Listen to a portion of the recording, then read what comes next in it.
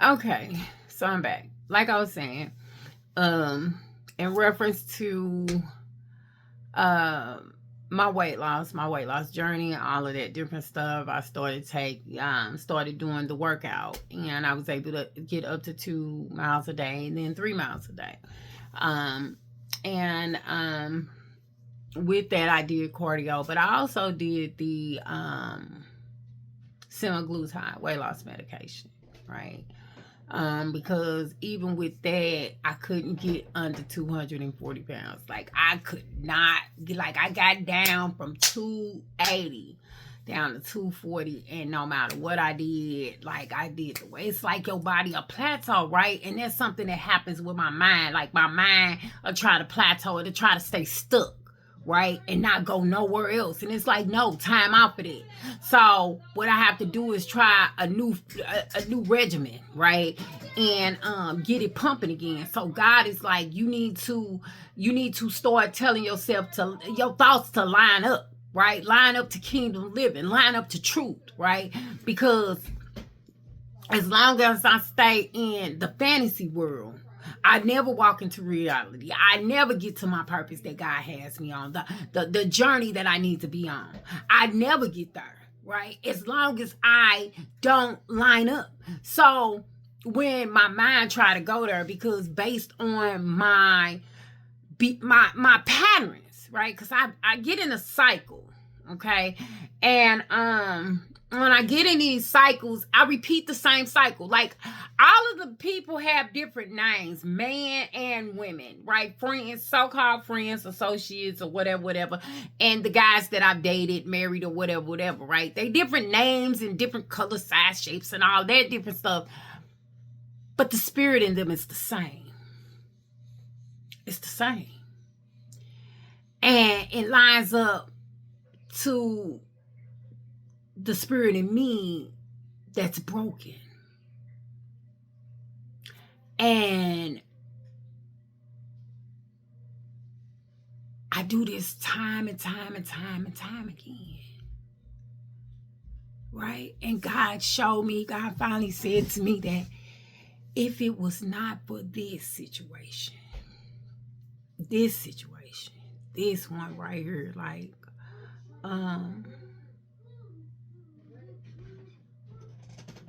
I wouldn't still be willing to do the extra necessary work, right? The time out for everything else. Time out for everything else. Pull everything out. Just pull it all out. Pull it all out. Everything. Pull it out. Strip it. Strip it. Just strip it down. Gut it. And then give her what I've had for her from the beginning. See, she needed all of these experiences. That's what God said. I needed every last experience. That's why I didn't die in the process. I didn't die in the process, right? Um, I needed all these experiences. And I don't know why, because I'm wore out. I promise you, I'm wore out. But God knew. God knows, right? God has a divine plan for me.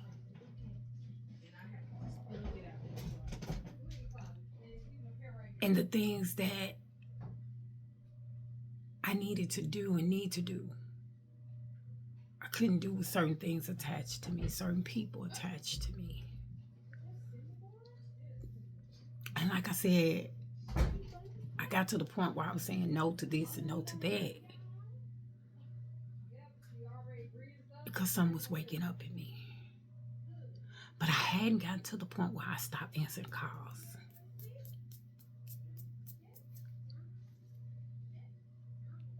Or stopped doing when I was asked to do. But it ain't just him. It's a bunch of people that I need to stop allowing them to have access to me. No longer am I willing to continue to teeter-totter on people pleasing. I'm for those who's for me. That's it. See, I ain't got to see you every day and talk to you every day to know that you're for me. I'm talking about the people that showed up but couldn't show up. And what I mean by that, when my mama passed, right? What I mean by that is that some people couldn't make it to her homegoing celebration, right? Because that's what it was. It was, we celebrated my mother's life. We celebrated. I told them, we're not calling this no funeral. God say we celebrate when we leave her. We cry when we born in. And I celebrated Anita. That's my mother, Anita Louise. I celebrated her. We celebrated her. We had a party. But it was people that couldn't physically be there. But they was there. They came and helped me do the cabbage. They came and sat with me. They cried with me. They held me. They sent cards. They cashed out. See, I ain't got to talk to people every day. Like, people ain't, like, it's people that I love, ride or die. I don't care what. They need me, I'm there. It's just a lot of people don't ask. A lot of people say I'm always busy, but actually I'm not. Because what I've learned in this lifetime, we make time for what we want to make time for. We make happen what we want to make happen. Right? So, no longer am I willing, and this is just in the moment, right? Because I have to tell my mind to line up.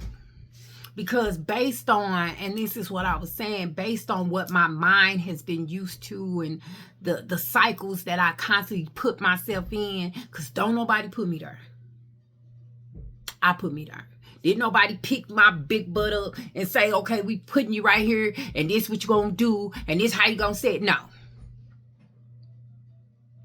And we say this thing that when you know better, you do better, right? But I also, what God had to let me know is that a lot of times, and I said it before, and I think it was my second video, that a lot of times that we say that we gonna do better, we know better, we believe better. But our actions will show something different. And I had to learn that even though I said I believed, or I knew that I deserved better, or I wanted better, it was based on my belief system. In my mind, I had been programmed to believe or think that if you gave me this, then I'm to give you this. That this is enough. I very seldom made life-changing demands in my relationships to the people I was involved with, or even to myself. I kind of like settled for the bare minimum. No longer am I willing to do that. And I know in order for me not to do that, it's going to take a lot of work. A whole lot of work. But it's not unattainable. That's the thing. It's not unattainable. So, with that being said, it's not unattainable. I just got to stay focused. And it's the least little thing that can get me defocused, right? But as long as I lock in to those that's soaring where I'm soaring,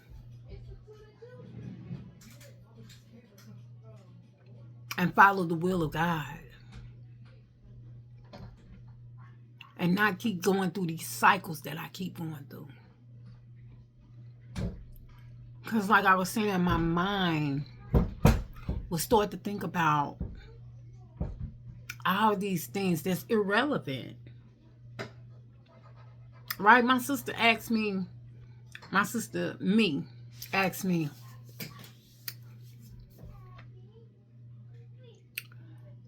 and this is going to benefit you how? You thinking about what is happening over there is benefiting you how? Let's talk about what we're going to do the work that's necessary to continue to move forward, to continue to get this junk up out of us. Because, see, I'm part of something that's a spiritual program, right?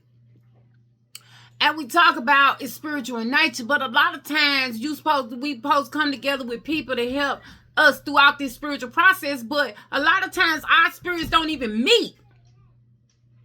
You're not even spiritually sound enough to help me on my spiritual journey.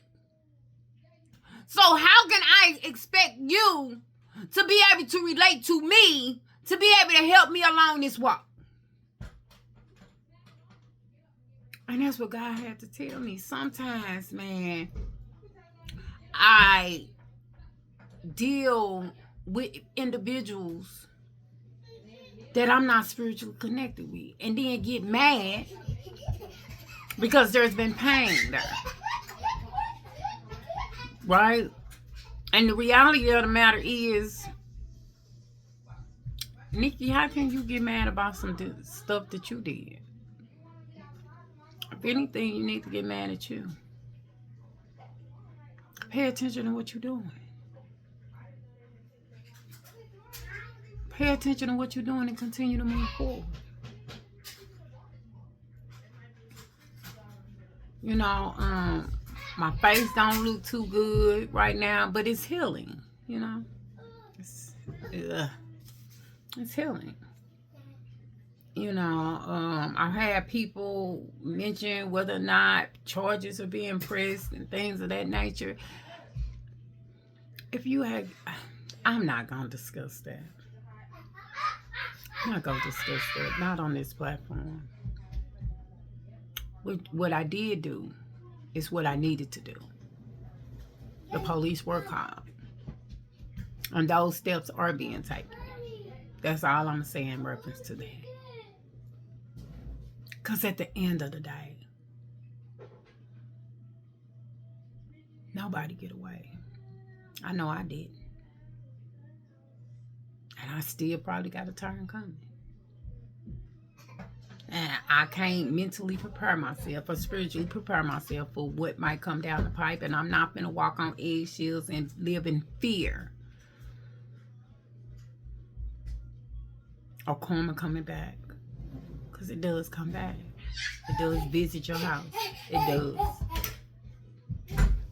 You know,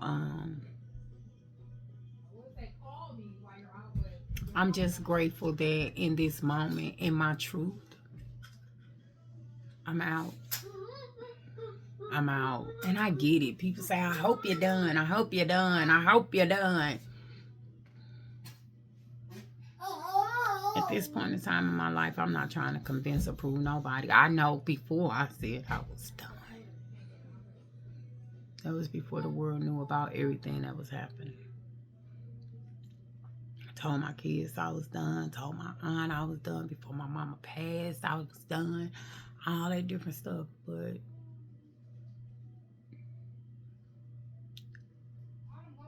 I get it. I freaking get it. I get it. I get it. I get it. God, I get it. I get it. I get it. Like, I get it. No matter what I've done. I don't deserve nobody to put their hands on me. But not only that, I'm deserving of so much more. I get it. And I'm starting to believe it. Am I there yet? No, I'm not. I'd be lying if I said I was. But I know my walk is going to change. My talk is going to change. I just got an email right before getting on here, man, and they was telling me that I got a nodule on my thyroid, right? And right after my mama passed,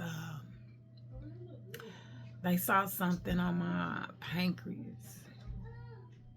And I went and got that tested. I was nervous and everything because my mama died from pancreatic cancer. Now my aunt got pancreatic cancer. And I found out that my grandmother's brother died from pancreatic cancer, something I never knew. And all of those different things. And fear crept in. And I started thinking like I always think. I don't want to die old alone. And all this different stuff. And it was just a lot, right? And so when I get this email that's telling me about this nodule on my thyroid and all this different stuff, it was telling me how your voice will change, and automatically my throat started being scratchy and my chest. I'm like, all this stuff. I mean, in your head, the things that your head, your mind, man, my mind. Whew. Lord, if I could just take this mind out and toss it somewhere, wash it up, put some more stuff down in it, then, but more stuff being put down in it, and I'm not finna allow this whole email take me on a whole nother level, right? It is nerve-wracking.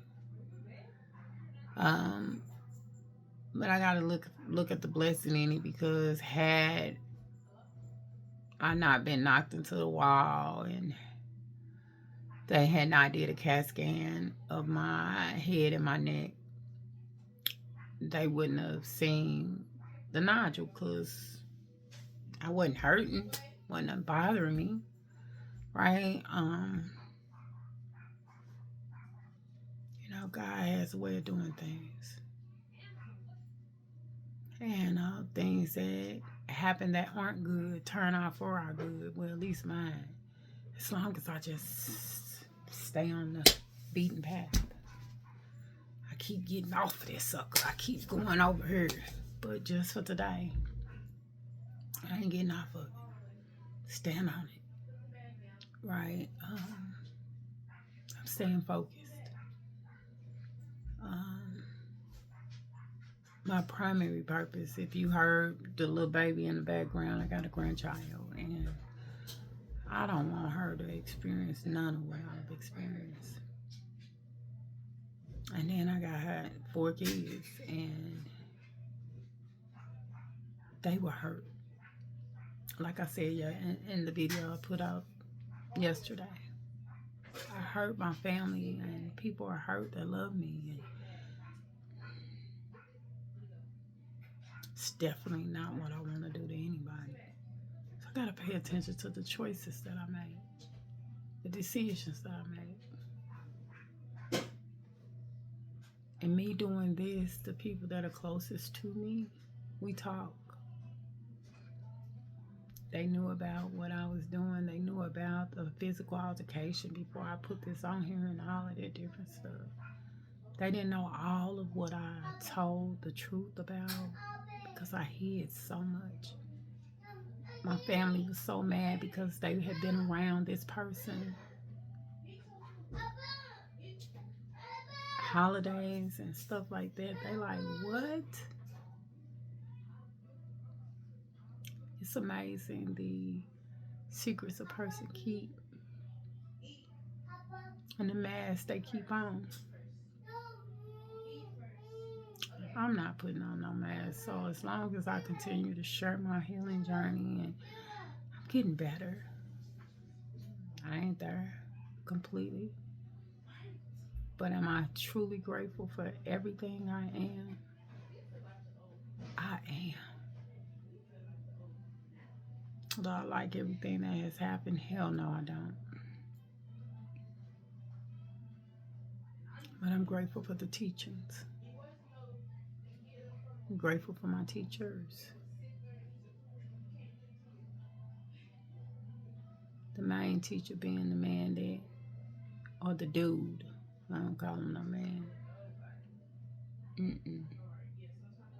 No man will put his hands on him. Not one man. Care what you call yourself. You gotta beat your chest. I'm a man. I'm a man. Might want to reevaluate that word. Because I don't beat my chest and say I'm a woman. I don't have to. But we don't have to sit in silence. The abused. We don't have to be quiet. Anybody that does that, they're coward. A real person will stand up and be able to have a conversation with you. And if you yelling and screaming, walk away. Especially if y'all don't live under the same roof. Walk away. I ain't saying what I did was right. The yelling, the loudness, and all of that different stuff. But walk away. You know. Anyway, I want everybody to have a blessed night. Happy Mother's Day to all the mothers and all that good stuff. And I'll be back soon. Like tomorrow soon. Talk to you guys later. I hope